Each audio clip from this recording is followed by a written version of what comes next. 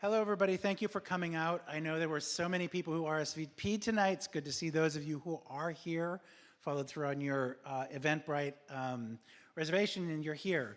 Know that this is the first of 3 workshops with Sunscreen Film Festival and the Film Animation New Media program at the University of Tampa. I'm Greg Perkins, the chair of the Film Animation New Media program. And I just want to sort of say a brief bit about our relationship to Sunscreen. In fact, I think I was invited to be a screener on season 2 of Sunscreen. Probably, you're approaching way back in the 28 day. years already. That dates me here in town, but it also speaks to the fact that Sunscreen has really been a benefit to the community ongoing. This is just another illustration of how really generous Tony and the whole crew at Sunscreen is, and Christian, who's relatively new back to town. He's from Tampa, but it's just a pleasure to be able to invite a couple of really talented people here to share their wealth of information with us. We see this partnership with Sunscreen and IndieWire in many ways as we're just one of the cornerstones of the film education piece here in town. Know that we do have programs in film animation new media. This is by no means a pitch, but that said, we've been really pleased to have students intern on work that Tony's been doing, and really get Christian a little bit more involved in our programming. So this is a really great thing. We did a Q&A after The Good, the Bad, and the Ugly at Tampa Theater this summer, and really had a good time at it. So without further ado, I'm going to let these guys take it away. I'll let Tony, pretty much, if you found Eventbrite, you probably know who Tony is, but I'm going to let him take it from here. But thank you so much for showing up tonight, and welcome our 2 guests as well. So great to be here. Thank you. Yeah. I'm not going to assume everybody knows me, but I'll do an intro anyways, even though I have been around for, it feels like a long time locally. But again, thanks to Greg and University of Tampa. We've had a long-running partnership with them and excited to do this ongoing workshop series. This is the first of 3 workshops that we're doing. Another one coming up in October about basically how to shoot your film locally, taking advantage of the different incentives. And we'll have some filmmakers here and the local film commissions. And then one on AI filmmaking coming up in November as well, which people have good or bad thoughts on that, and so we might as well talk about it. So my name's Tony Armour. I co-founded the Sunscreen Film Festival. I also was the film commissioner for Pinellas County for almost 9 years, and then Dallas recruited me away. I took over the Dallas, Texas Film Commission for about 1.5 years. Then I got recruited to come work for Talon Entertainment Finance. I also co-director of Film USA, which is our national film commission association, and do a bunch of other stuff as well that you don't really care about, but it's all film related. I've been doing this for a while, and we're excited to have Christian here from, who is the digital director of IndieWire, but I'll let him give you a little bit more about his background and himself here in Tampa Bay. Well, thank you so much, Tony. It is so incredible to see all that you've done for film in this area. I mean, everything that Sunscreen does every year, it has such an educational focus. I think it's just extraordinary for creating the next generation of filmmakers and for creating a real film culture here in this area. When I was growing up, I loved movies. I knew that I wanted to have some kind of career in the film business, covering the film business. Ultimately being an entertainment journalist was the route that I took, that I knew pretty much by the time I was finishing high school. I went to high school over in St. Pete, and where I grew up. I knew that that's what I wanted to do, but there wasn't really much of a film culture here at that time. And to see what people like Tony have done and Greg in terms of building this community is really incredible. So when I, had those dreams of wanting to be a film journalist, cover the industry, be a part of it. At that time, I went to school in Chicago. When I graduated in 2008, it was still you have to either move to LA or New York. There are basically no other options. And so I moved to New York, and I was there for 12 years. Moved back here then during the pandemic, and I've been back here for 5 years now. But at that moment back there in 2008, it was really no, if you want to have a career in the film business, you have to be in LA or New York. Unless you're a local film commissioner or working, as a location scout or in some form, trying to develop filmmaking in a particular part of the country. But now it's an incredible thing to see that productions are happening everywhere. It's you don't need to just go to LA or New York. In fact, I don't even think I would recommend moving to LA at this point, just because. Yeah, every person I talk to that lives in LA is moving away from LA. I just talked to a guy earlier, been in the industry for 35 years as a longtime casting director on like major films, and he's leaving LA. He's like, I'm done. It's true, because in 2024, there were even fewer productions in LA than there were in 2023, which was the year of the strikes. You had the actors' strike, you had the writers' strike. Somehow there was less production happening last year after the strikes. And part of it is that, you know, the big studios realized that they could make films and TV shows anywhere. And unfortunately, in a lot of cases, that means outside of the US altogether. But with people being dispersed the way that they've been, I think that there is a real opportunity now to develop even more than they have been, local markets for filmmaking. And I think there's a tremendous degree of potential here in the Tampa Bay area. But for me, you know, yeah, it was like I had to, if I wanted to be a film journalist, you know, it was either LA or New York. I chose New York because New York is, you know, has traditionally been more the hub for journalism and the hub for broadcasting. And I was just telling these guys that I kind of got my start in my senior year of college when I was still in Chicago. I was the on-air film critic for MTVU, which, you know, it was like I would just come on air and review movies. I'm just like 22, have no idea what I'm doing.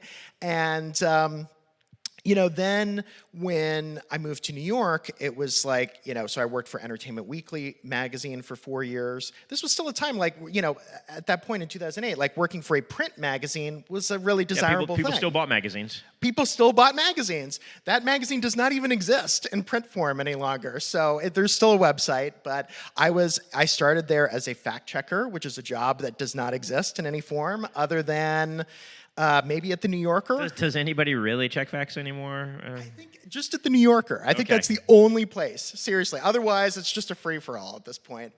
But yeah, I worked for the BBC for 5 years, and I was their deputy culture editor.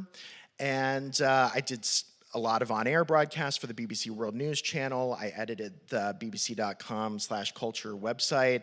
And yeah, I did a lot of local TV in New York and everything. But, you know, as the years went on, there had always been this feeling like I really want to move back to the Tampa Bay area. I grew up in St. Pete. I love that town so much. I love this entire area so much. And I always was, you know, trying to figure out, is there some way that I can, you know, invest, you know, what I love doing, you know, which is covering film and developing film, you know, the reputation of filmmakers, covering them, you know, giving them a bigger spotlight. Is there a way that I could do that from this community? And, you know. And then the world shut down. The world shut down, and during the pandemic, I was able to move back here, and I'm still here. So, and then as the years have gone on, while I've been living here, you know, I've been able to connect with Tony and Greg and so many others in the community here, and so many others I'm sure I still haven't yet even met, and so many of you who are starting out and I think, you know, are the filmmakers of tomorrow and are going to be driving the expansion of this community, of this film community into the future. Yeah, we're excited that everybody's here. Can we get kind of a little bit, who is a current film student? Because I know we've got a mix of people who are film students, people who are in the industry. So really only a few of you are students. Okay, maybe 45%, something like that. That's a rough guess. That's good. And then the rest of you are working in the industry curious, film industry curious. Well, that's what we'll call it, a little bit like that. Okay, good. Well, you know, part of this conversation is how do you have a career in this industry and how do you make it sustainable? So you've been doing it for a long time now. I've been doing it for too long now as well. And we talked briefly, you know, kind of before we hopped on stage, how kind of when you start doing something at the beginning, sometimes it's not what you end up doing down the road. You know, I started out as an actor. We won't really talk about that. And that has morphed into many things as we've come down the road. Talk a little bit up. You know, you did actually, you know, when you got started. Another question for the audience real quick. Does anybody watch MTV anymore? There's literally zero hands in the audience as far as MTV goes. But that's the question. It has a channel, right? But I don't even know what they do. Does anyone ever go on to Entertainment Weekly's website? Oh, okay. All right, there are a few. All right. That's good. Because, like, to me, that was everything. When I was a senior in high school here, I remember we went on this retreat here in Hillsborough County in January. It was like this school retreat where it was like we were camping, and it was actually really cold. And I got dumped in the river when we were canoeing several times. And I'm in my like cabin that night, and I'm just shivering, and I'm reading my copy of Entertainment Weekly and just thinking, someday I'm going to write for this. And I kind of made it happen, you know. But it's one of those things. Like now, I wonder, like, does this really mean anything to people at all? You know. Right now, it would be like, I want to write for this almost defunct entity. Exactly. Yeah. Exactly. No, but you know, it's an amazing thing because what I'm doing now, you know, purely on the digital side, I'm the digital director of IndieWire, no print component, and it's such a different ecosystem that you know we're operating in from where I started out at Entertainment Weekly and even at BBC. I mean, in terms of what's really prioritized now, right now it's live events, it's you know, FYC, it's so many different things than you know, just like, oh, you know, we're going to produce a magazine that you'll buy at the you know checkout aisle at the grocery store. You know, that's not the kind of thing at all.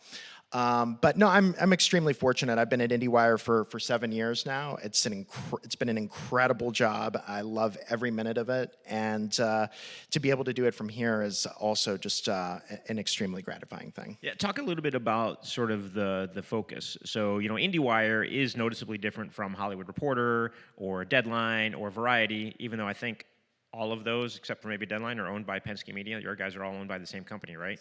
Is Deadline owned by Penske as well? It is, Yeah, yes. so literally all of the entertainment media, is Entertainment Weekly also owned by Penske?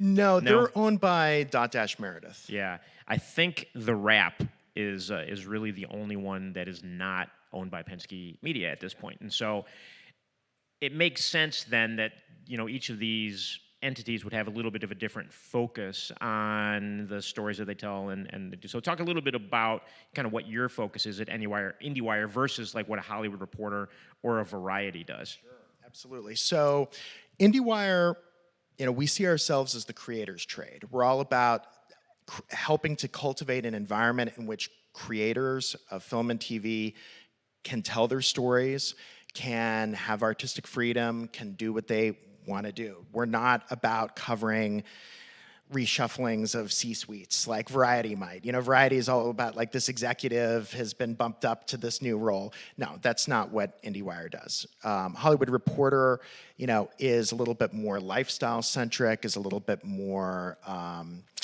you know, it maybe is a little bit more about sort of like narrativizing, you know, deal making in Hollywood to an extent. But IndieWire is all about, like, we don't really care about the boardrooms. We care about, you know, creators coming up with ideas and making their films and their TV shows and having the freedom to do so, and all that it takes for them to be able to make their projects a reality. Just in the past year, we've launched this whole new section called Future of Filmmaking, which is entirely dedicated to this. And actually, you know, if afterward any of you want, I have a QR code for a newsletter that our editor-in-chief, Dana Harris-Bridson, writes every week called In Development that I'd love to share with you guys if any of you want, because it's all about like practical tips every week for filmmakers, people who are aspiring to get into the industry, who are in the industry currently and need to pivot.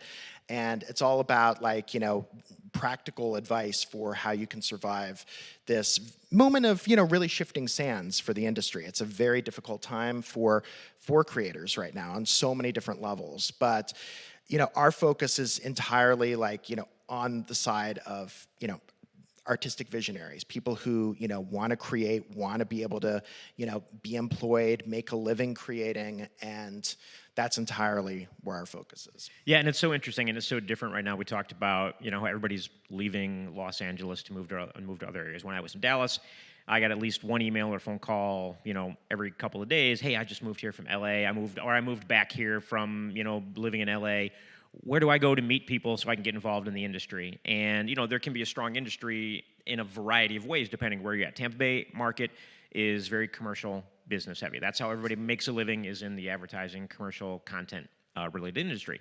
With the local incentives that are in the area, you know, there is a pretty good independent film scene at the same time as well. And so, how can people sort of identify where they can fall in, in sort of that niche. I imagine a lot of people in the audience, or some people trying to figure it out, or just kind of figure out what the next career step is. Any thoughts of advice for as people are trying to figure out where to go and how to navigate all of these different avenues that are available, or that depends on where you live? At this point in time, it's all about really being able to pivot, being able to have skills that you can apply in a number of different directions. Like, I know, like, practically everyone here is probably a film lover. You have the idea of auteurs, and you want to, it's all about the purity of your vision and everything. But at the same time, I think that it's really important at this moment in time to develop a little bit more of the mentality of a content creator as well. People who are creating for YouTube, it's kind of the opposite of the auteur mentality in a way, because it's all about like monitoring what people are saying in the comments and getting that kind of instant feedback and pivoting accordingly. That's, very different from, like purity of artistic vision that you might think of as like an auteur having. At the same time, that's where there are so many opportunities now to build an audience, to monetize your creations. And, when it comes to then actually pitching a feature film, it can be really useful to show that, hey, you already have an audience. You already have people who are, invested in and know who you are and are willing to follow you to whatever your next project is.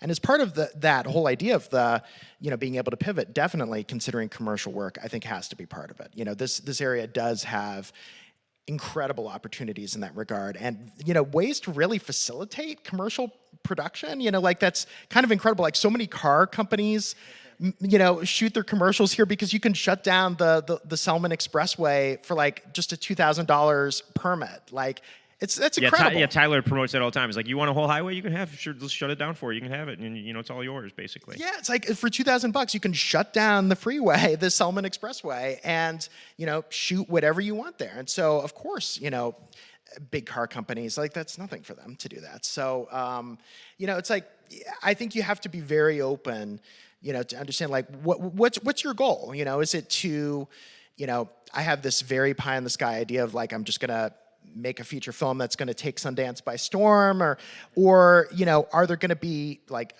hey, I need a day job too, or I need to pay the rent and pay the bills before I can get to that point. And it's so interesting. Like, there was the way that the creator economy is overlapping with the filmmaker milieu that we've had for some decades, the whole independent film scene. It's like, there was this guy, Curry Barker, who made this short. It's not really short. It's almost a feature. It's like 62 minutes, this horror film called Milk and Cereal that's on YouTube. He just released it on YouTube, got just a ton, like millions of views. He made this for $800. And now he's gone the traditional route with his next film. He did submit it to the Toronto International Film Festival for their famed midnight section. It did play there. It is courting distributors. May already have one for all I know. And it's like, so there are ways that you can have your cake and eat it too. It's like, but just the idea that your career may follow any one straight line, that you're gonna write a killer script and take Sundance by storm the way Tarantino did with Reservoir Dogs or whatever. That's very unlikely. You have to be open to many different pathways. Yeah, it's hard. It really is. Sundance gets 16,000 submissions every single year, and maybe they play 100 films, something like that. So, the odds are very, very slim for that kind of thing. How many people in the audience are, feature film oriented? You've got a feature film you want to do, or that's just a goal down the road? Okay, so a good number. Digital creators? People, digital TV series? A little bit, so kind of a little bit of everything, essentially, because it really is interesting, right? Because it's like, okay, I've got this idea for a feature film, or I've written this feature film, and I want to get it made. But if you look at the budget of it, this thing is going to cost you, $50 million to make, right? So no one's going to give you a big chunk of cash starting out. So how do you get started early on in the process? How do you, just dip your toe to kind of raise that awareness? Because it is hard. We say, well, just make something, put it on YouTube, and get 1 million views, and you're good to go. Anybody can do that. And it's funny too, because with YouTube, it's very unlikely that someone's ever going to like go viral with their first video that they create for YouTube. It's like, it was so funny in that newsletter that I was mentioning in development that we run on IndieWire. Like the latest edition is all about YouTube and the culture that's been created there. And like one of the people who's a YouTube creator mentions about how, you shouldn't sink your life savings into creating a video just for YouTube, because like odds are like, YouTube is something that like you have to get the feedback, you have to get the comments, you have to really like understand what the people that you're reaching are looking for, what they like about you, what they are interested in, and refine that and lean into that. But like if you just like, sink your life savings into creating one video or something, like you're not going to go anywhere. This is totally iterative. And, it's like, that's, yeah, I think, over time, though, if you can show that you have built a following, that you have an audience, it doesn't necessarily just mean, however many Instagram followers you have or whatever. But if you show that like people are responding to what you do, you look at Eva Victor, who had her film Sorry Baby debut at Sundance earlier this year. Extremely acclaimed film. Probably the biggest hit out of the festival this year. But like she'd been working for years, posting videos to her Instagram, posting videos to YouTube, building her following there. And only then was she able to attract some interest and like, oh, okay, maybe we can actually invest in her as a feature filmmaker. Yeah, and it's interesting. It's really about consistency, right? I got on YouTube when it first, really came around in 2006, 2007, whatever it is. And I have hundreds of stupid videos on there that have just random stuff over the years, whether it's trailers from films that I've worked on, whether it's just, I bought a new Bronco, let's do a walkthrough and how do you take the doors off and all this kind of stuff. But it's really interesting. I just got an email from YouTube a couple weeks ago. It said, congratulations, you're monetized now. And I was like, I am? How does that happen? And part of that reason is because back I had many years of playing football in college and high school and all that kind of stuff, and had to have a knee replacement, early at a fairly young age, because I just chewed up my knee basically. And so I've been looking online on how can I want to run, I want to continue to run and do all these things. That's why I didn't want to have it done in the first place. Can you do that with a knee replacement? Couldn't find anything, nothing. So I decided to make a YouTube series on a knee replacement from going into surgery, where literally I'm in the recovery room after surgery, all through the rehab, all the way through, up to, updating it 4 years later, back to running and this whole thing like took off. People were calling me from South Africa and retired professional rugby players who wanted to do Zoom calls when they saw that I was able to get back to playing sports and doing all this stuff. And so now this whole sort of thing on there has grown where it's developed a big, sort of presence, and then all the other random videos. And after however many years of building stuff up on there, now YouTube is like, you have enough stuff where you can monetize your content. So I'm like, oh, do I need to start making things now? Because it'll be like once every 6 months I'll throw something up there. It's nothing consistent, right? But it's just an example of how do you pick something that might be completely innocuous. You don't even think, I just did it for myself. Yeah. That somebody else surely would be interested in what to do after having a knee replacement if they want to play sports. The next thing you know, it turns into this big series of people calling me and messaging from all over the world about something that I'm just an average schmo, but it goes that direction. But that's so useful because people, are in that situation all the time. People do have to get knee replacements often at a young age, especially if they've been athletes. And, where else would they have seen, a narrative video account of what it's like to go through that process? Maybe if they're lucky on some news magazine show, but no, on YouTube, you just type in, how do you recover from a knee replacement surgery? And there's your series, and there you go. And, YouTube has 2.5 billion users. I mean, it's the biggest audience on earth. And more people watch YouTube on television sets now than watch it on their phones. Yeah. The statistic is it's slowly creeping up. It hit it was 49%, then 50%. Now it's like 51%. And like each year it's growing, and YouTube is leaning heavily into that type of longer form content. It's not just throwing up a 60-second video, but longer sort of storytelling content that then is really developing. And it's where a lot of people can really build their chops. And even if you don't have to monetize, you don't have to do anything, or but you can maintain that consistency where you can grow into doing something else.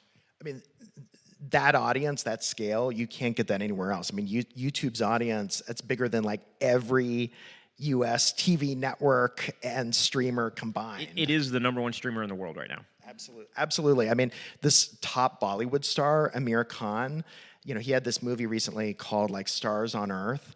It premiered in India in theaters. Immediately afterward, he released it on YouTube. Yeah. And it's like, because his whole thinking was, well, in India, ultimately, we have this massive population, this massive audience that could see this on YouTube. The ratio, though, of like the number of theaters to that population size is not really that favorable. He can get so many more eyeballs just by putting it on YouTube. He can increase, the impact of that film and increase, the potential audience that he would reach and the potential to amplify his own presence so much more. So it's a remarkable thing. I mean, it's the kind of thing like, I know, we love the idea of movies on the big screen. We love the theatrical experience. But I think what we're saying here is you have to really be open to these changes that are happening, because the fact is they're happening no matter what. Yeah, and it's really interesting to see how, all the studios and people that are making films, like films live on YouTube now. You can go and you can find, there are, various channels where it's like 200 different horror films or action films or whatever it might be. And then any, wide release film is rentable on YouTube. And that's not anything that's new. And so, people that I know that are sales agents, distributors, that kind of thing, YouTube is one of their number one platforms for putting projects out there now. So the whole ecosystem has changed as far as how you put a film out into the world and, kind of, create whatever you're going to create and sort of move forward with that. Completely. The other big thing that's happening right now, so we were talking about like people moving out of LA, going elsewhere. Some of I think that the format that's resulting in the most production. You're going right where I was going next. I know what you're going to say. Go ahead. So it's this whole thing called vertical dramas. So people literally watching narratives that are sort of bite-sized, like 90 seconds or so, that add up to like 80 or 90 installments, basically are feature length, but are cut down to like sort of like, bite-size, almost like YouTube or social media length videos that you watch in 9:16 format, scaled to your phone. Yeah. Is anybody here watching the like reel shorts or those vertical dramas, vertical videos? Yeah, a few people. When they come up on TikTok. Yeah, so I mean, it's super interesting right now. Like everybody is now wanting to shift that way, and like Christian just said, they're literally taking a 90-minute movie and they're shooting these things super cheap. This is what's keeping the people that are left in LA employed right now. It's $200,000 budget for a 90-minute feature film that they're cutting up into 90 chapters, 1-minute chapters, one after the other. But you've got to, the way they make money is you have to pay to keep going. It's gamified. It's like, with certain online games, you have to pay to keep going or pay to unlock certain features, like pay for tokens. It's basically like that. You pay, for a certain number of tokens to unlock the next chapters of these vertical dramas. And so you don't feel like, oh, I'm necessarily paying, for every step of the way. But like, if you pay for like 20 tokens, it could unlock 20 chapters or whatever. But like, eventually you're paying quite a bit to watch this. Yeah, and I listened to an interview with someone who they were talking about how they know when people start dropping off. And so sort of the quality of the last part of the film or whatever sort of starts dropping off, or even the storytelling, they're like, we don't really care what's happening from here on out because we know people are dropping off here. Anybody that stays on to the end, good for them. We just made, however much money. So, you can have a $200,000 film that on a platform is making $30 million. So that's bigger than any theatrical release that, a lot of, multi-million-dollar films are getting. So a lot of people in the industry are talking about shifting to this vertical model. I don't know enough about it yet. I'm starting to educate myself a little bit more, but now because there's only so many platforms that do it, there's an opportunity for if anybody who's a tech whiz wants to build their own vertical platform. There is one company called Microco that's like trying to become like the Amazon or like sort of like the Prime Video for vertical dramas like that. That basically they can be all distributed and aggregated. They're the way that Prime Video has so many different channels that are available that are on the platform. You can subscribe to Paramount Plus or any of these others like through Prime Video. So the idea is that this one place could be a way to sort of aggregate consolidate all of those. Yeah, like Real Shorts and all these others could all be like in one place.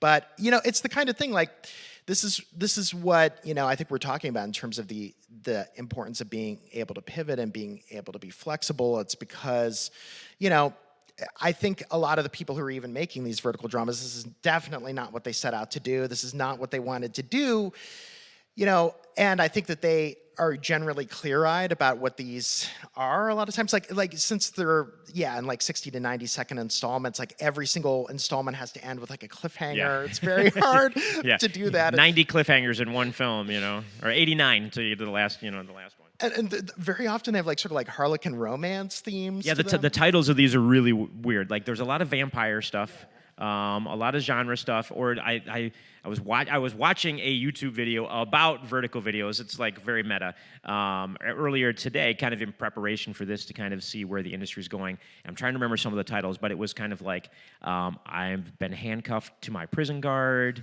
It's wild, very, you know, like Harlequin romance is like kind of the best way to describe it. There was one like I bragged my way into marriage or something like that. It's like really out there titles. I think it was something like my homeless billionaire boyfriend, or she's nodding. She's like, yes, I've seen that one. You know, I know which one you're talking about. But you know, it's like, hey, it's helping keep production afloat in LA right now. When, you know, I think one of the things that's really unfortunate is that, especially during the strikes, you know, a lot of the studios kind of realized, hey, you know, we don't actually need to be making stuff. You know, I think they were like, we can just be sort of like asset managers. You know, what productions we do make, you know, we can send overseas. And somehow we're at a point where like it's much cheaper to make things in the UK than it is in the entirety of the US right now. Yeah, it's really interesting. A couple of points. We can definitely go down that path. But you know, one of the points that I wanted to make is, you know, you look at this whole shift to vertical dramas, and people are like, oh my God, we're gonna vertical dramas or whatever. But it's really just how the industry has always gone, right? Like if you go back to the 1980s when we had the VHS tape boom, and everything was physical media, and you had to buy those tapes to put them into your video store that people could come and then rent those. Well, you all of a sudden had all of these direct-to-video films that were being made super cheap because you could just make it. As long as you got a good-looking cover and you slapped it, you know, into a video store, people would rent it, and you'd sell thousands of copies of this to the video stores. And it's the same concept for vertical video, right? What's the format that people are watching? How can we make that content as cheap and as fast as possible to get it out there into people's hands? And so, to me, vertical video is no different from the VHS boom of the 1980s. How can you meet people where they are? You know, people at that time really wanted to go to Blockbuster and rent films on VHS. Sure, if it has a provocative cover and an interesting logline, yeah, you know, it's direct to video, but I might watch it. You know, and it's the same thing with this. Everybody's looking at their phones all the time. Why would you not want to be on that screen? Why would you not want to reach that audience? I mean, it's like already you kind of have a captive audience because people are going to be looking at their phones all the time anyway. So yeah. Well, and people, you know, are talking about Quibi back a few years ago, which was this short format thing that they sunk billions of dollars into, and it folded within 2 years.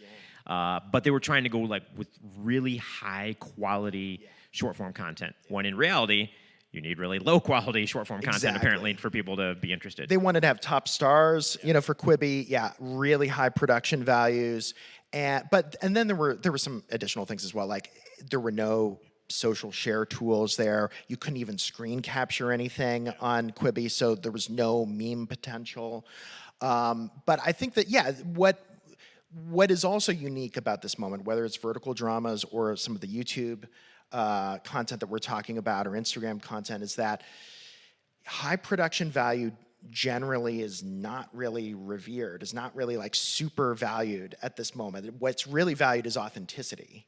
And, you know, high production value can align with authenticity, but the most important thing is that you need to have the authenticity. You want to, it's the kind of mentality that we see like in podcast culture right now, that like it used to be, you know, even 10 some years ago, like if you're listening to a podcast, it has to be really well produced. It has to have a real like sort of narrative flow to it. It has to, you know, be really high quality. And now you have like, you know, 3-hour rambling, kind of shambolic interviews that go nowhere, that are just kind of like hangouts. And it's like, wow, but people think that that's authentic. And so there is a real currency there that maybe like going the more produced route might not have. Yeah, no, it's really interesting. We did, when I was in Dallas, I did 60 episodes of Dallas Film Podcast. We created that and ran that. And I had great guests. I had, Roger Deakins. We brought Roger Deakins here to UT to do a talk as well. And, the cinematographer from The Creator and all kinds of different, cool guests. And then even just,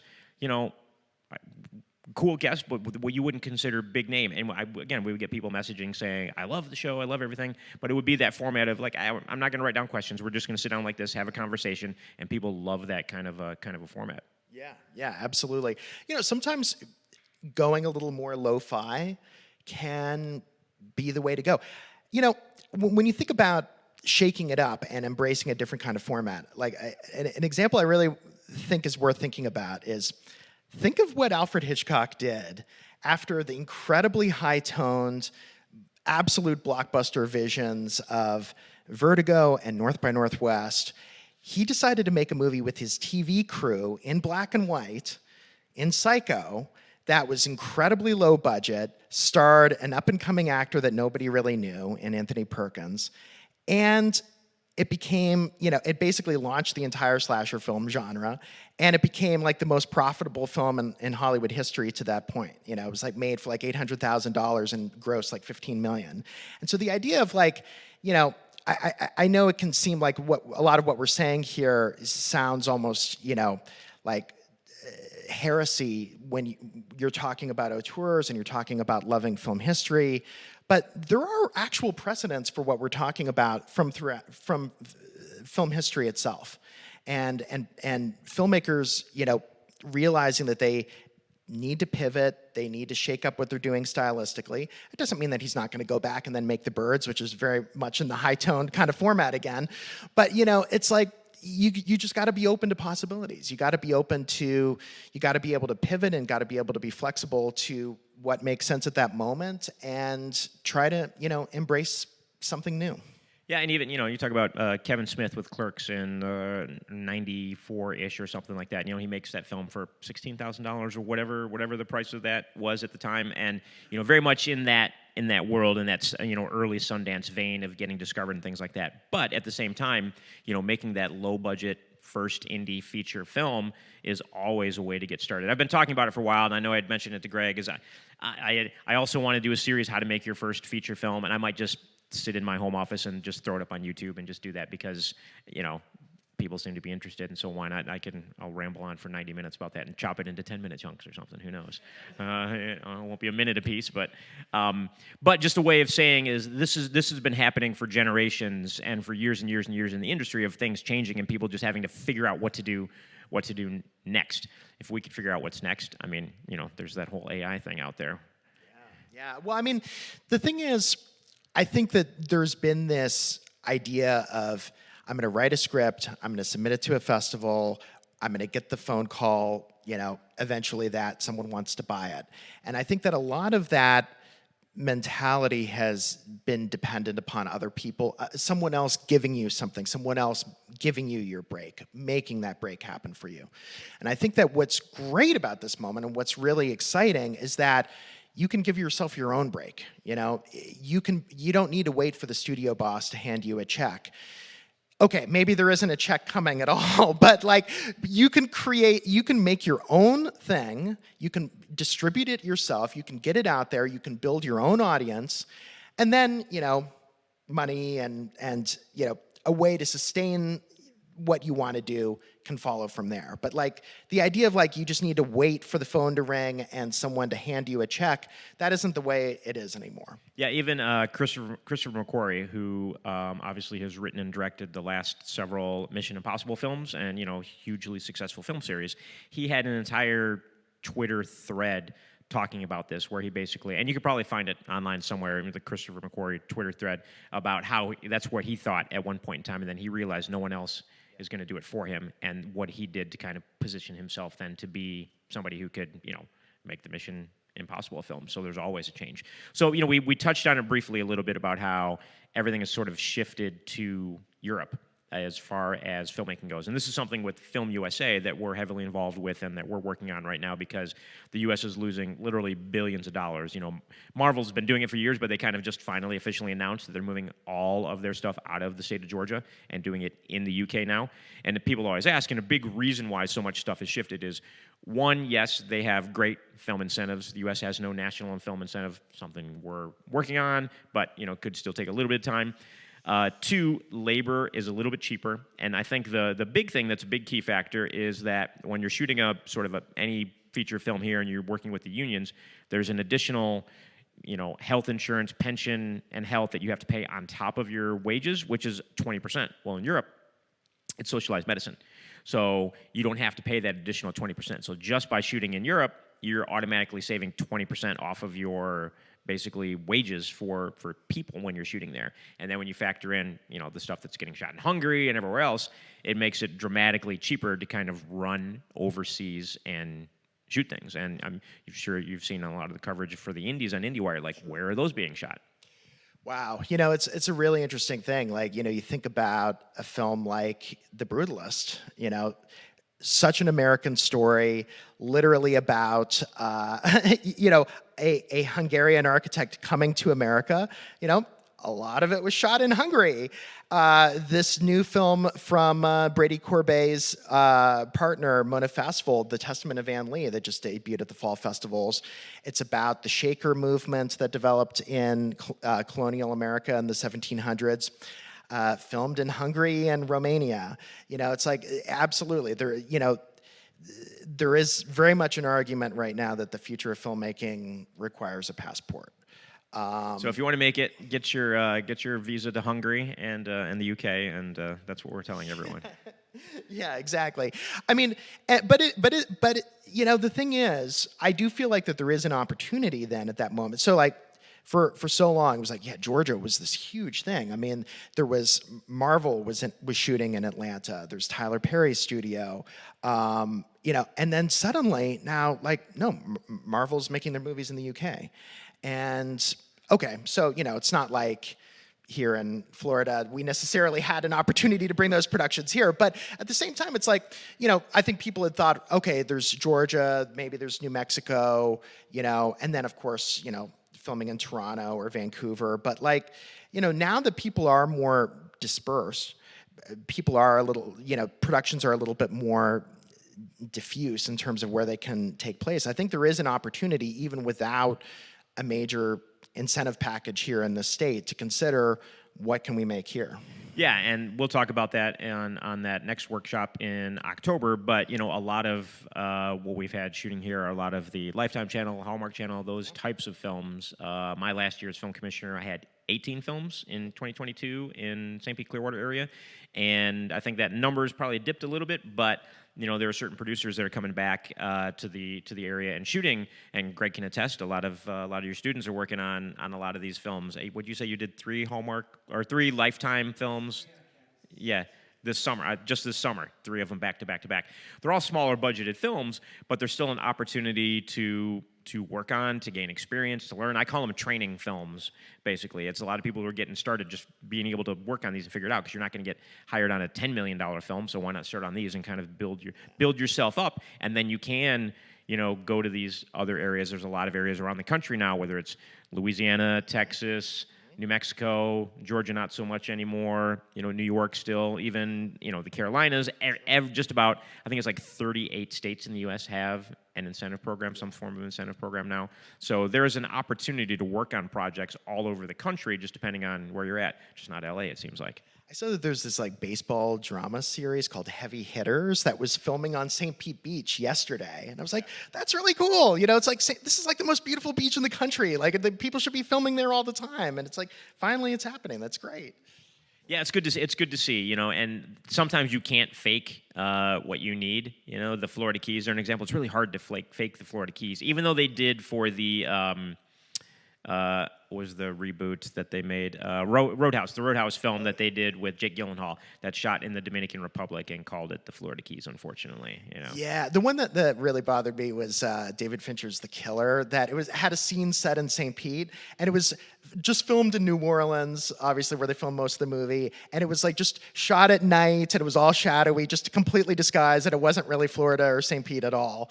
And it's like, you can tell it's not authentic. And what we really care, what I'm saying, what we really care about now is authenticity. Yeah, there was a film that just came out maybe a year and a half ago or something like that with Woody Harrelson and Laura Linney, the filmmakers from Clearwater. It's on Hulu. Yeah. And when I was film commissioner, they were calling like we're bringing the film to Clearwater. It's a $10 million film. Doesn't matter. We don't care. I'm like, I appreciate you saying that, but that's not going to happen. I was like, I know that the powers that be are going to tell you you've got to go somewhere with an incentive and shoot it. And they did 2 days in the area, and then the rest of it, I think they shot in South Carolina, basically. Because that was a Searchlight film, that ultimately ended up on Hulu. I actually did do like the Q&A with the filmmaker Laura Chin when we premiered it here in Tampa at the AMC Veterans. And but that was the kind of thing like, I thought it was a good film. It told an important local story, but they only were able to film a couple days, just like some exterior shots of maybe like some parks in Clearwater, and that was it. And that's really too bad because it was a nice film, but it was missing a little of that local flavor and culture and like just that authenticity that, it really could have used to, I think, make it even that much better. Well, Christian and I can sit up here and just kind of jibber jabber back and forth all day long, but I think some of you may have questions, so we might as well start asking those now and seeing what you want to know. Hopefully we have a good answer for you.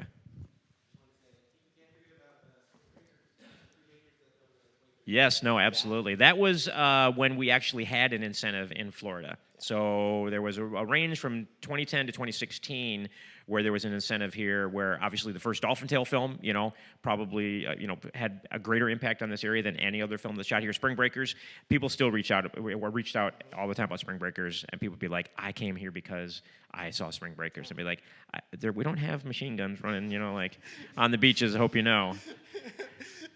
It's such a funny thing. I mean, Spring Breakers legitimately might be my favorite film of this century to date. I love it so much because it's the kind of thing like I was living in New York when that came out in 2013 when it was released in theaters.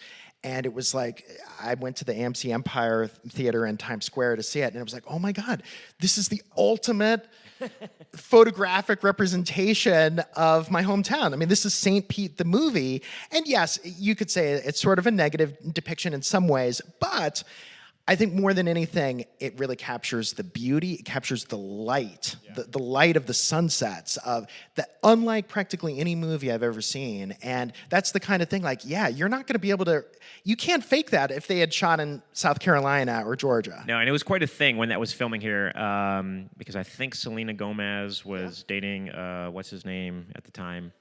Justin Bieber. And so there were like Justin Bieber and Selena Gomez sightings all over. People were freaking out. And it was kind of a fun moment to be here when all that was happening. And then just, James Franco, sprang back, just his whole thing in that movie. I just love that. It's hilarious. I did a terrible impression of it, but you get it. I literally went because I love the twist. I live right by St. Pete Beach. So literally like the entirety of Spring Breakers is filmed within like a 10-minute radius of my house. And I went to the Twisty Treat where, in front of which where they sang Baby One More Time.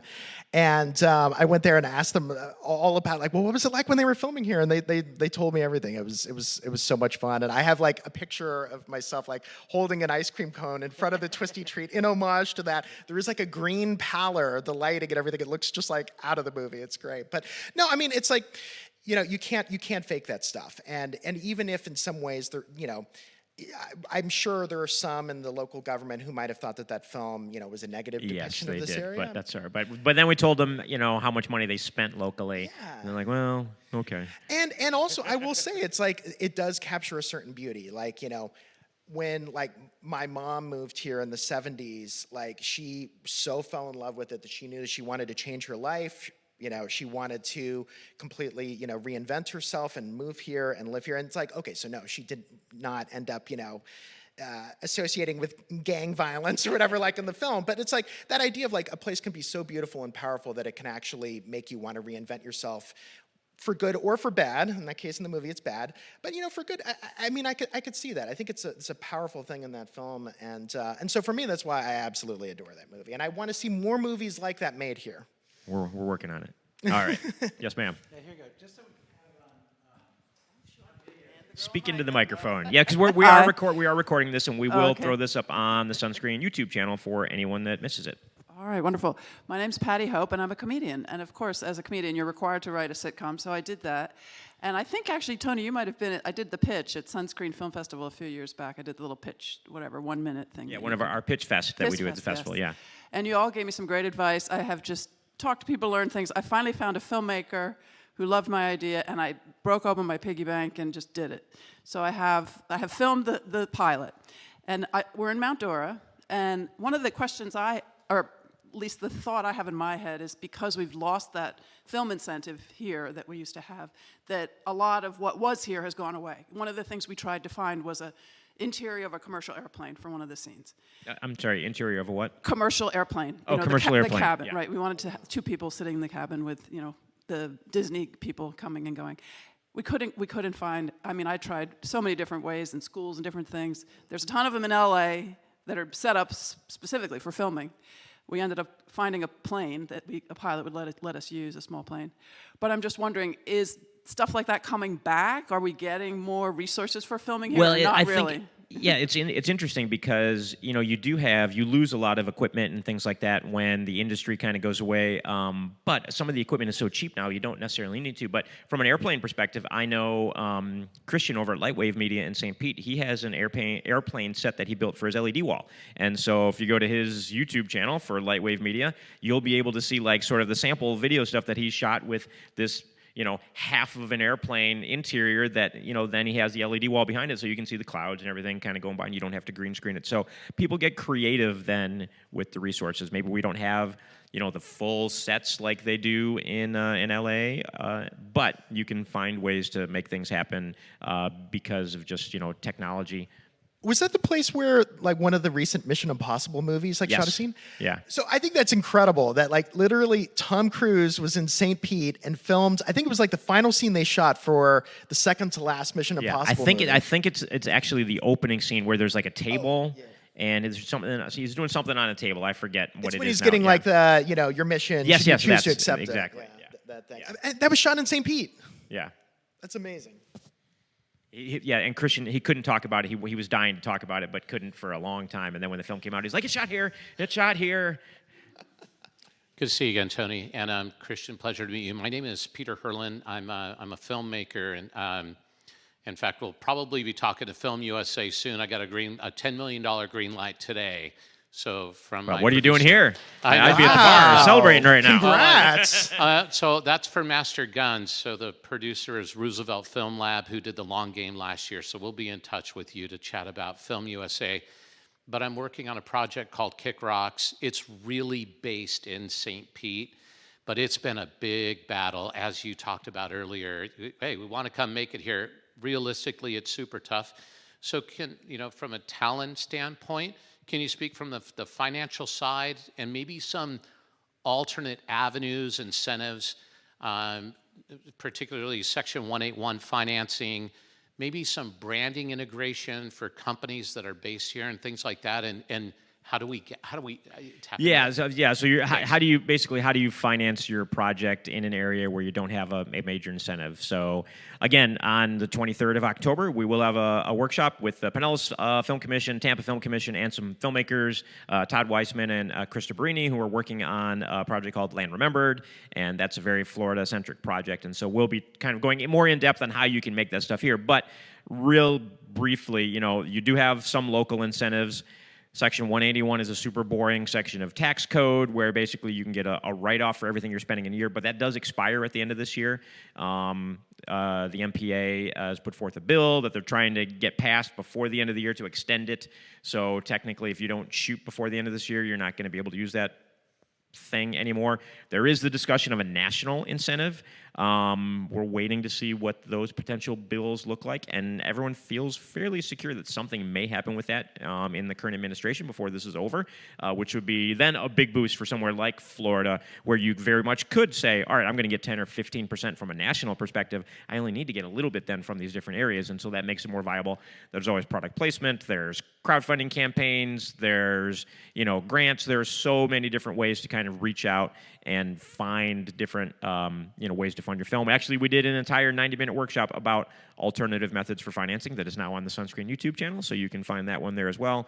I didn't want to go too long on it because you can talk 90 minutes about all that stuff. So there's a lot of different, avenues and ways to go about it. Certainly personal donors as well. I mean, there is just, there are a lot of people out there who have a lot of money who just want to get into filmmaking and want to, either see their name. Finding them is the hardest part. Finding them is the hard part, yeah. So there, it's a lot of networking and, doing that research and figuring out who actually does want to be there. But, a lot, some people who have a lot of money, they want to see their name in the credit as a producer. They want to maybe have a loved one cast in a small role. That's a very big way that films get made. There is a joke about Dallas in the filmmaking community is that deep pockets, short arms. There you go. Somebody got it. Hi, I'm Sophia. I'm really into acting and filmmaking. And my question is, do you think it's possible to be in multiple different branches in the film industry, or is it better to just stick to one? It's definitely possible, and it's basically necessary. I think it's hard to just only do one thing. And the nice thing about, like we've talked about, how the industry has changed, is that you can be anywhere as an actor now. I know several of the local talent agencies who have local talent based here in Florida that are working all over the country, all over the world on projects and working on really big projects as well. So there's definitely a possibility from that acting perspective. And, if there are other avenues that you're interested in as well, one of the reasons when I started as an actor and then realized I was like, oh, I gotta wait for other people to give me a job. Why don't I just make my own stuff? And then you kind of go on that path as well. And the thought was I would stick myself in my own stuff, and I never did, so that ended. But, doing more than one thing is good, but you also want to be good, really good at one thing. Spreading yourself too thin can hurt as well. Yeah, don't spread yourself too thin, but I think it can be really important to, wear different hats to just achieve a greater holistic understanding of the industry and of the business. Like Tom Cruise gave this incredible talk recently at the BFI in London, and he was talking about how all the really great actors, the Brandos, all the great ones, Paul Newman, they all understood lighting, they all understood everything about cinematography, blocking, they understood the technical side of filmmaking inside and out, because that ultimately enhanced their performances. And so, even if acting is primarily what you want to do, understanding all these other aspects of the business can be really beneficial to what you really want to do as well. Yes, sir. Oh, sorry, microphone's down front here, and then we'll get it back to you. No worries. I wasn't sure if you guys were done. Hi, I'm Haley Escobar-Cuyazos. I've been a script supervisor in the Bay Area for the past 10 years. I'm also a screenwriter. And my question is more on finding work in the Bay Area. I love being a script supervisor. The problem is it's a job that a lot of sets tend to not have due to budget issues, or because it's one of the few jobs that they bring in from out of state. Is there any way that we can, or anything that's in the works, I'm just putting it out there, of making it easier to find work and find projects that are coming into the area? Because I know they're coming in. I see a lot of my friends who do other jobs, whether it's first AD, camera department, sound department, lighting. They've been getting a lot of work this year, maybe not as much as the past couple of years. Surprisingly, COVID was my busiest time. I've had. That's because Florida was open and everything was coming here to shoot. We had a Sports Illustrated shoot when I was in 2020. There's a lot, yeah. Yeah, I had 5 or 6 projects back to back that year. But is there a way that we can make it easier? Because right now it's a lot of either word of mouth, which it's always been in the industry, or just straight up Facebook group. Yeah, I mean, who you know, right? This industry is very much a lot of who you know, and so who are your friends that are working on projects that are going on as ADs or whatever else? I mean, what are you working on? Give me the UPM's number. I'm going to shoot them a message right now. But yeah, so that's a big way to do it. When I was film commissioner, and I know the same thing now, people would always reach out and be like, hey, what's filming? And I did the same thing before I was film commissioner. I would reach out to the office and say, hey, what's filming locally? And, well, we got this thing coming up or that thing coming up. That's one thing you can do. But things like this where you can network with other filmmakers, networking events that we'll have with Sunscreen or any of the other festivals when they do things. There's no secret to it other than showing up and, you know, kind of doing what you're doing now. I would say too, you probably know people that you're a script supervisor, but you know, like, what else do you do as well? Like, if they've already have a script supervisor, if they, you know, it's like, do you also do hair and makeup? Do you also do this or that? Like, there's different things that you kind of have to diversify a little bit so that you can always be kind of getting around to what you want to do. And sometimes you end up on a set and be like, we really need a script supervisor, and you're doing something else and be like, hey, guess what? Doing what? Yeah, you've been doing it forever. I know it is tough, and a lot of the smaller budget films don't necessarily have scripty, but they should. So, you know. Yeah, I mean, it's an interesting. I mean, I have to say those Sunscreen networking events. I attended this one at the Beach Theater that Tony put together a couple months ago. It was packed. There were like 300 people there. It was absolutely extraordinary. So those kind of events are great, I have to say. But yeah, I mean, it's a hard thing because I think, like, even for me, you know, moving back here 5 years ago, it was like, okay, so how do I get my bearings in terms of finding out other people who are interested in film? And so eventually I got to know you. Eventually I got to know Greg. I got to know, you know, but it was like, it was sort of like, okay, now I know this person. Now I know this person. Now, and it's like it is a slow process. It's not going to be something that's probably achieved overnight, I have to say. Well, and I think part of it too is so many of the projects are coming in. They come in from out of town, right? So if they're coming from out of town, you don't know them before they get here. So it's like, how do you find out who these So, you know, some of the films, we keep talking about the Lifetime Channel films because at this point, there's probably been 25 of those things that have shot locally. Is so many of them. So it's the same couple of, you know, companies that are doing the same one. So like kind of once you know them and they come back, they're hiring the same people on every one. I know some people don't want to work on those over and over and over again because you just get burned out on it. So it's, you know, how do you find out what others are coming to town? And the commercial work doesn't necessarily need scripty like features does, which is kind of a, you know, an issue. So you're in one of those tough positions, but also one of those positions that is good because there aren't many of you around. There's probably 3 of you in Tampa Bay, or if, you know, 5 or 6. Right, yeah, exactly. So if you've only have 5 or 6, you know, script supervisors in an entire area of 3 million people or something like that, theoretically, you should be one of the ones that's working if those projects are coming. And so it's, you know, but yeah, I don't know how good of an answer that is for you, but you're like, I already knew that kind of, but okay. We reinforced what you already knew. But and you're taking, you know, a major step just by being here. You know, there are other people you can talk to and meet, and you know, it's like just putting yourself out there and attending events like this. I think is a huge step in that direction. Now everybody in the room knows that you're a script supervisor. Yes, there may be someone hiring here right now, for all we know. That's right. How you doing? This is for both of you guys. I'm a film student right now and a aspiring DP and camera operator.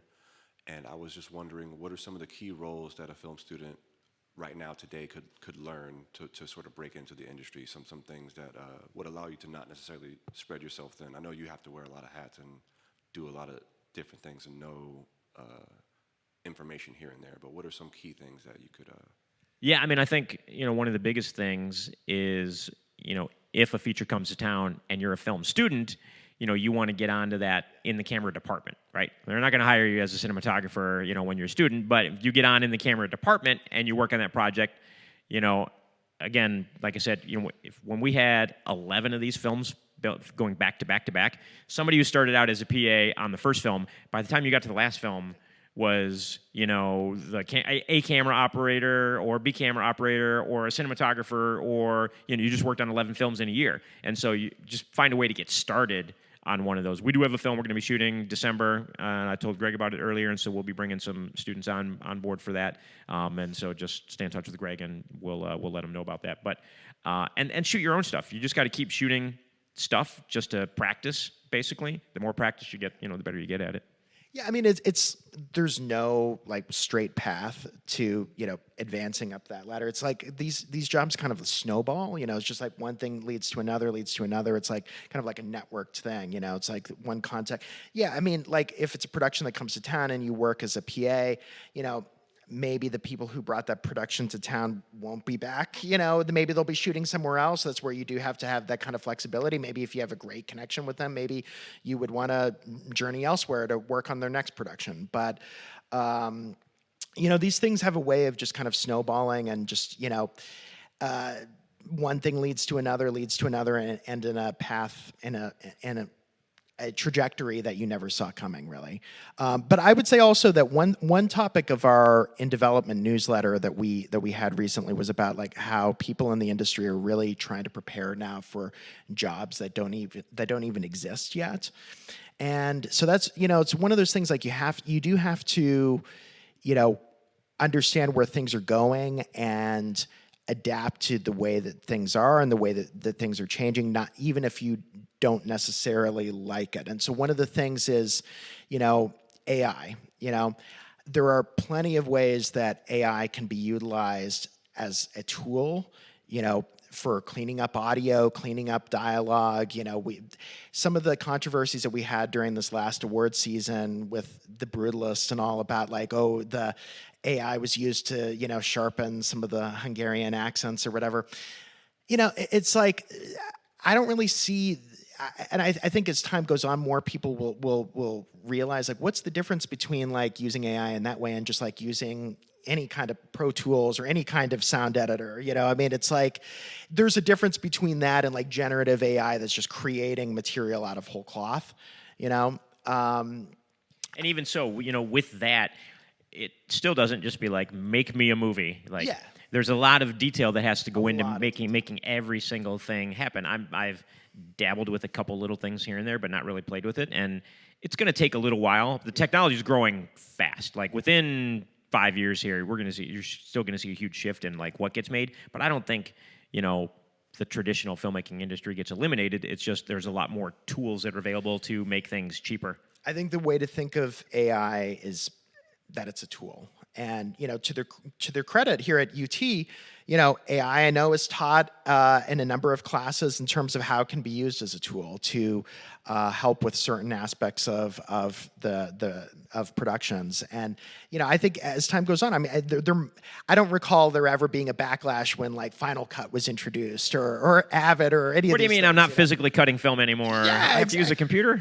Want to be at my moviola, and so it's like, I think that's kind of as time goes on, people will be a little less reactive about that aspect of it, and it'll be good to have some of those skills, for some of the, for using AI as more of a tool.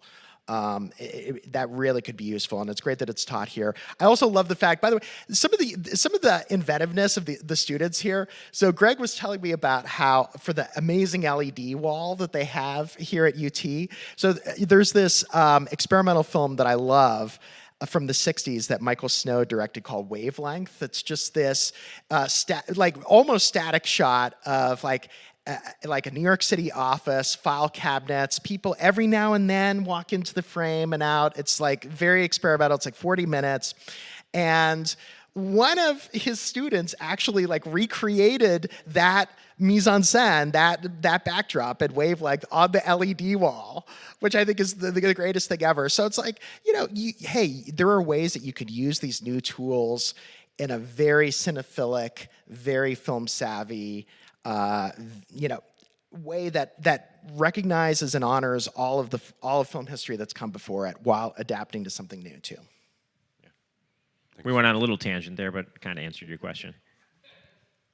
Question up right here. Go ahead, if you want to pass. Hello. So I'm wondering if you have any advice. Sorry, I'm nervous. I earned my film degree here, but it was a long time ago. And Was Greg still teaching then? Yeah. That was a jab at how long Greg's been here. Yeah, he's studied a And a lot. compliment. 2008 is when I got my degree. Okay. And I decided to raise my kids, and now I want to pursue a career. And other than going back to school, do you have any advice for me trying to start a career later in life? Well, you've already been to school, right? You don't need to go do it again. I think the biggest thing is just get started with something, no matter what it is, right? Because you can be looking for things, but looking isn't doing. You've got to find a way to just get involved with whatever it is, whether it's even just volunteering for, whatever it might be. When film comes to town, be like, look, I just want to volunteer for a couple days, or volunteer for the whole production, just so that people can work with you, because people generally will work with someone that they like working with, that they've worked with before. And that's what I've always found is, like, once you work with a group of people and you enjoyed working with them, and they're not a jerk, you'd be like, okay, let's just bring back the same people that we worked with last time. They did a good job, and they're good. So I mean, I would just say, just find ways to just get your foot in, even if it's just volunteering and getting going on stuff, and then you can kind of figure out your path. Because if you're trying to restart and kind of figure out a path, do you have one thing you want to do, or do you kind of be like, well, I could go this way, I could go this way, I could do a lot of different things. So I just find a way to get started on whatever might be, even if it's a student short film, just to help out,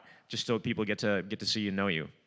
Yeah, I mean, it's amazing just how much like reputation and goodwill really drives, that snowballing that we're talking about with a career. Like, yeah, if you even do just get involved with a student film, in some capacity, and then word gets out, oh, you're really good to work with, you're really pleasant to be around, you're not a jerk, just not being a jerk, that alone goes such a long way. It really does. Such a long way, it's incredible, The bar is very low in the film industry. It really is, yeah. Don't be a jerk, you'll get a job. It's like, then it kind of snowballs. People, someone you worked with on that film will recommend you to someone else. Thank you. Anybody else? There we go. Way in the back.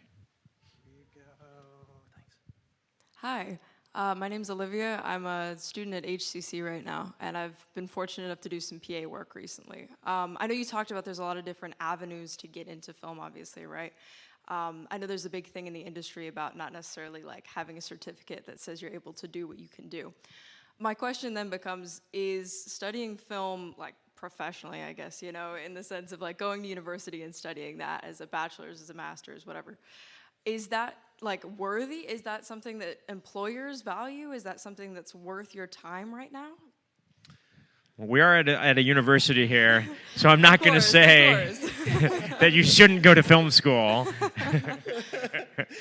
I think it's so valuable just for, I don't know if it's necessarily like, if you're being hired on a production, like, oh, you had a bachelor's in film production or cinematography. But I think it's more just, what you learn in your classes and the connections that you make, among your fellow students, and, being involved with student productions, and those networks that you form from all of those experiences. I think that's what's extremely valuable. I don't know if it's like, show me your diploma. I don't know if that ever goes into it, but no, I think it's extremely valuable. I mean, I was a film major myself, and it's funny because even though I wanted to be a journalist, I felt I never studied journalism at any point. I always felt like, no, I want to cover film, so I want to study film, and I want to be a film major because I want to know what this thing is, that I'm covering eventually. Well, and I think, having the sort of I'm in film school is then an easy way to get onto set as a PA or whatever, right? So people are like, all right, well, you're interested in this, you want to do it, you're learning something. And like Christian said, a lot of it is, the people that you're meeting now that you're making short films with, or you're doing, films with the classes or whatever, like those are the people that you continue to end up working with later on, whether you want to or not. Maybe you're like, nah, I don't want to work with these people down the road. But it's you got to find a way to get started, right? My bachelor's was in business, and then I got an MFA in film later on, but I didn't get my MFA in film until I'd already been in the industry and already had my own production company that I started, and had already started the Sunscreen Film Festival and been doing that for many years. And so that was an add-on for me later on, and I found it valuable from an experience standpoint and just education standpoint, because then I was able to come here and teach because I had an MFA. Once you have that, you can do a little teaching. But for someone hiring you on a set, no, they're probably not going to look at you and be like, no film degree, we're not hiring her kind of thing. They want to see what your experience is. But the fact that you're a film student helps you get that initial experience as a PA that can then, kind of work your way down the road. So does that answer the question? Yeah, thank you. Okay. And I think maybe one more here because we have to clear the room by 8 o'clock. But we can talk out in the hallway. Yeah, hi there. I'm a student at the University of Tampa, and I hear a lot about breaking into the industry, and that's something obviously I'm very interested in. But something else I was thinking about is how possible it is to stay just outside of the industry, to only work on independent films, to only have small jobs and work with like a select group of people instead of getting on huge major sets. And sometimes that possibility almost seems more like feasible than say like breaking into the industry as it is. And so I was curious as to your two thoughts about that, like whether it's possible to create a career both through and survive off of that by not necessarily breaking into the industry and instead staying independent. Well, and then, but what does breaking into the industry mean, right? That's different for different people. Breaking into the industry for one person might be, I sold my script for $1 million and somebody went and did it. Somebody else might be, I'm working as a grip and I'm doing it steadily and I've been doing it steadily for 20 years. So it depends on what your definition of breaking into the industry is. You can do the indie route very much. It's the big reason why people work. When I say commercial industry, we say commercial industry. That just means somebody's paying you to make something that's, whether it's digital content or commercials aren't necessarily, you're not making stuff that's just running on TV all the time, but it's anything you're being paid to make for somebody else. Essentially, people are making stuff for their businesses, and that none of it necessarily lives on TV. So there's a yes.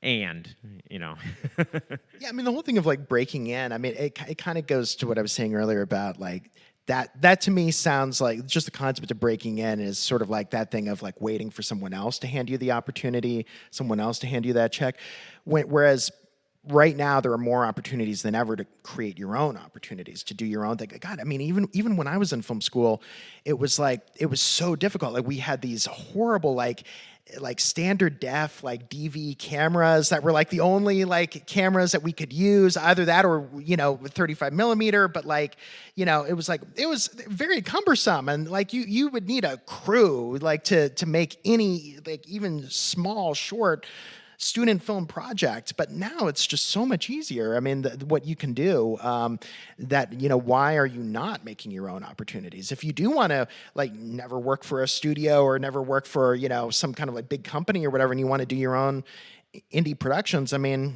make those opportunities yourself. Yeah, just do as much stuff yourself as humanly possible. No one's going to hand it to you. You've got to do your own thing. And a lot of times people get onto projects. Okay, I got on as a PA in helping the grips or the gaffers or whatever else. And so then you get a grip and you're able to work on that for many years. But at the same time, you're writing. You can also be a cinematographer. That's where that doing many things comes in, and understanding what everybody does on set makes a big difference. Because if your goal is to be a cinematographer, well, you need to know how the gaffer's lighting stuff, because you're working with lighting. You also need to know the camera. You need to know blocking and direction. You need to know why the writer wrote something in a certain way. And so having that knowledge base, like Christian said earlier, about everything helps you focus on whatever the one thing that you want to do as well. And the other thing is like, in terms of the idea of breaking in, I think people in the industry who have broken in, they find that they keep having to break in over and over and over again. So many, a lot of the people who have been involved with prestige dramas, prestige shows, have worked for major studios. They're the ones who are now like needing to take these vertical drama gigs, in LA. I mean, it's like, that's, maybe you wouldn't think of that as breaking in, but it's a way to hang on and, keep a foot in the door, until something else changes down the road. And it's like, don't ever think either that like with that idea of breaking in, that once you're in, you're in, Yeah, you're constantly, even I find myself continuing to reinvent and do new things. You look at the WGA, I can't remember what the statistics are, how many people are in the WGA, but it's only something like 20% of WGA members are actually making a living on an annual basis that are in the WGA, right? And, because the number of TV episodes has shrunk. They don't make 22 episodes of television anymore. And then now the streamers have reduced the amount of shows that they're doing. So we had all these TV writers who are out of work who are trying to figure out different things to do. Like, I guess I'll write vertical dramas. So there's a lot of different ways to go, and you've got to just kind of stay on top of it and kind of, see what's coming next. Well, we're gonna shut it down in here, but we're gonna go out in the hallway and we can continue to chat if anybody else has any questions. So Yeah, let's say a big thanks to both of these guys.